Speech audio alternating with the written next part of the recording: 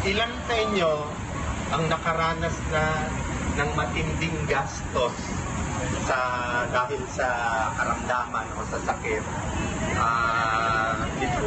Nakaraang taon, ilan ang nakaranas ng matinding gastos dahil sa kalusugan? Sa inyo o sa pamilya ninyo?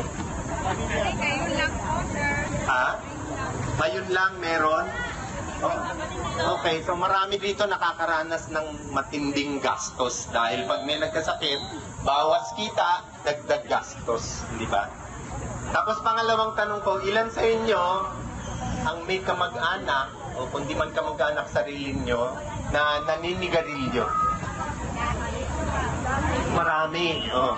So maraming nagkakasakit, maraming gumagastos, marami rin naninigarilyo. No? Alam nyo, sinabi sa latest survey, 20% ng